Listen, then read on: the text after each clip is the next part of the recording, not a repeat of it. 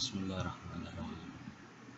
This is your teacher ADNAN SHAHID teaching you mathematics for class 10, chapter number 1 sets. The topic is finite set, infinite set, equivalent sets and equal sets.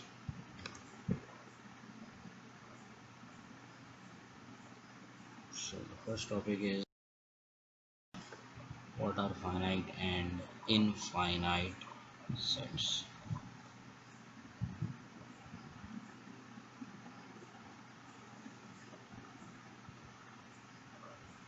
So finite means countable.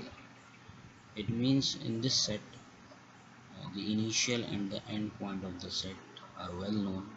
It means that it is very clear that the set starts from which digit and ends at which digit. It means that it is very much clear that the starting point and the ending point of the set are known. What about the infinite set? Infinite means uncountable. It means the initial or the starting point or the starting digit is known and we don't know where the set goes. It means that end point is not identified. So this type of set is called infinite set.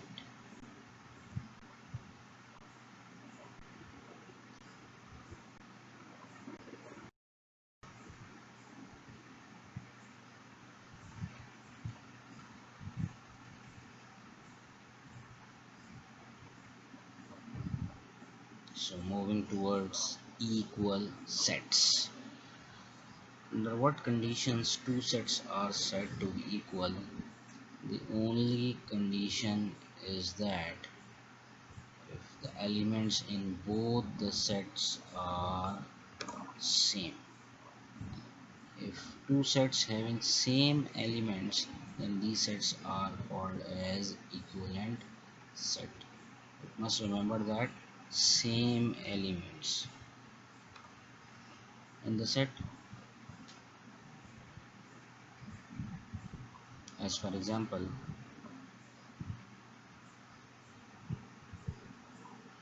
set A, B, C, D, E, F, and set B, C, A, D, B, F, E.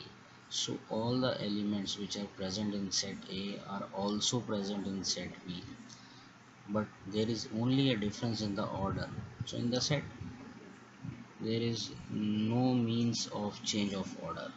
So it means that these two sets are equal. So we can write it as set A is equal to set B. Moving towards another example.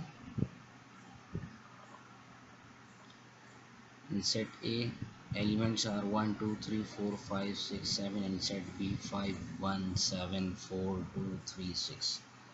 So in set A, first 7 natural numbers are written, and in set B also first 7 natural numbers are there, but the order is different comparatively to set A. So also in both sets the elements are same, so we can write it as set A is equal to set B.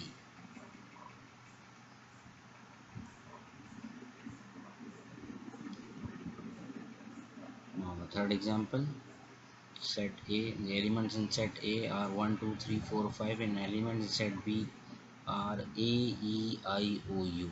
In set A we have 5 elements, in set B we have also 5 elements, but those elements which are present in set B are not present in set A. It means that set A is not equal to set B. Another example, set A 1, 2, 3, 4, 5, and set B 10, 20, 30, 40, 50. So these elements in both the sets are not same. It means that we can write it as set A is not equal to set B.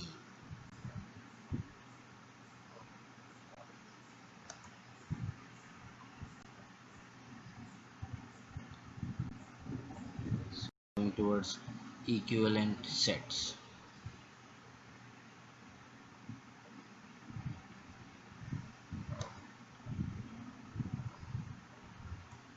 Two sets are said to be equivalent if and only if one-to-one correspondence can be established between their elements. One-to-one correspondence simply means that the number of elements in both the set are same, so one-to-one correspondence can easily be established.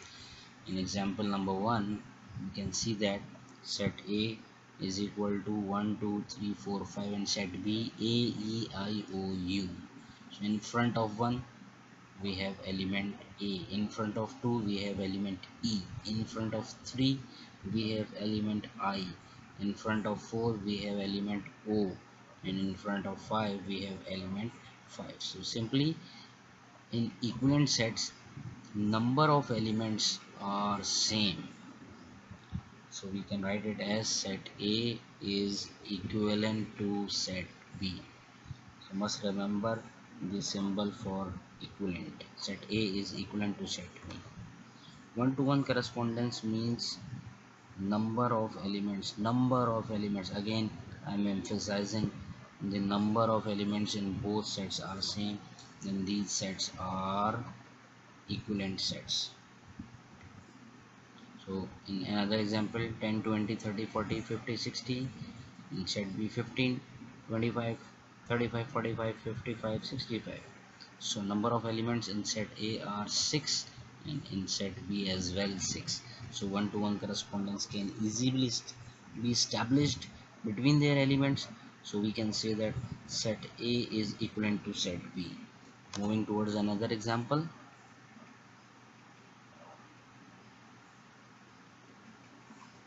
elements in set A B C D E F G, and set B T U V W X Y Z. Again we can see one-to-one correspondence can easily be established between their elements, so we can say that set A is equivalent to set B.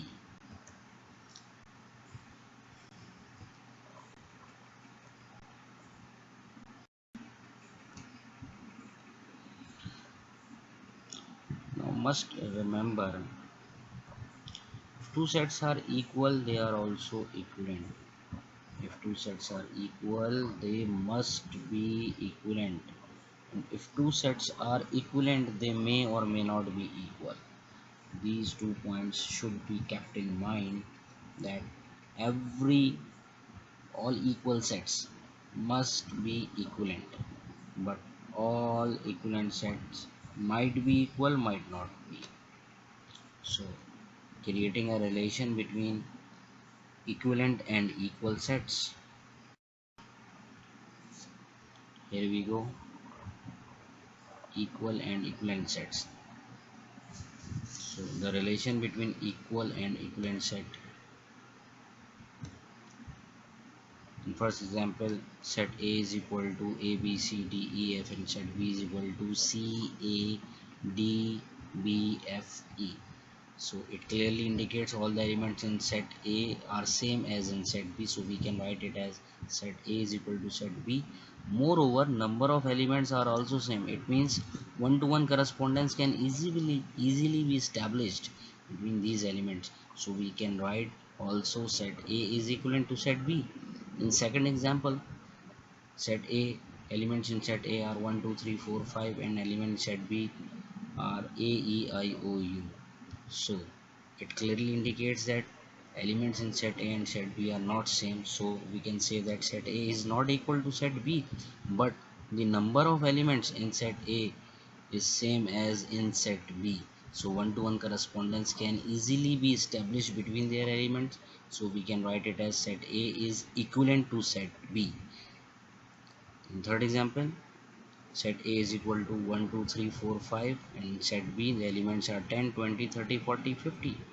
So it clearly indicates that the elements in both the sets are not same. It means set A is not equal to set B, but the number of elements present in set A is 5 and in set B is also 5. So one-to-one correspondence can easily be established between their elements.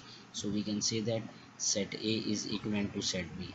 In the final example, the elements in set A are A, B, C, D, E, F, G, and in set B T, W, U, T, U, V, W, X, Y, Z.